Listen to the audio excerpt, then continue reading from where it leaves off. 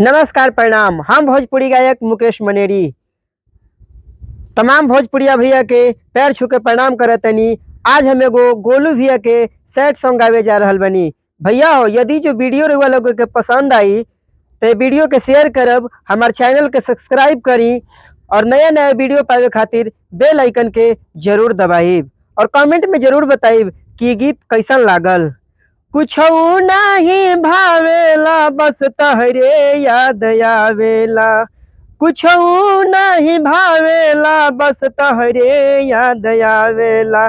जब से गइल बाड़ू आंसुए पियत बानी हम, जब से गइल बाड़ू आंसुए पियत बानी हम। तू त मरल बुझी है अपना भागे जियत बानी हम, तू त मरल बुझी है अपना भागे जियत बानी हम। दिलवा लगावाला के दिलु ऐसन साजा, फीका हो गइल गोरिया जिंदगिया के माजा। दिलवा लगावाला के दिलु ऐसन साजा, फीका हो गइल गोरिया जिंदगिया के माजा। फाटल करे जावा सियत बानी हम, बस फाटल करे जावा सियत बानी हम।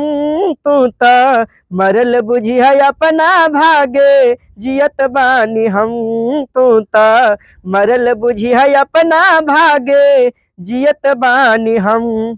होखे ना इलाज कवनो डॉक्टर से मिल के, शीशा नियन चकना चूर के गइलू दिल के। होखे ना इलाज कवनो डॉक्टर से मिल के, शीशा नियन चकना चूर के गइलू दिल के। बन के पागला दीवाना घूमत बानी हम, बन के पागला दीवाना घूमत बानी हम। तू त मरल बुझी है अपना भागे जियत बानी हम, तू त मरल बुझी है अपना भागे जियत बानी हम। तू ही मोनालिसा हमर काजल राघवानी, पूरा न भइल गोरिया प्रेम के कहानी।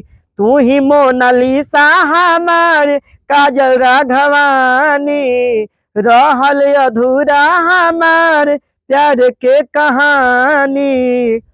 कि तोहर याद में गजल लिखत बानी हम, तोहर याद में गजल अरे लिखत बानी हम। तू त मरल बुझी है अपना भागे जियत बानी हम, तू त मरल बुझी है अपना भागे जियत बानी हम। कुछ नहीं भावेला बस तहरे याद आवेला, कुछ नहीं भावेला बस तहरे याद आवेला।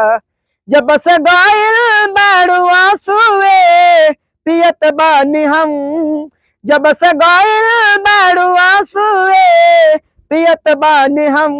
तू त मरल बुझी है अपना भागे जियत बानी हम, तू त मरल बुझी है अपना भागे जियत बानी हम। प्रणाम।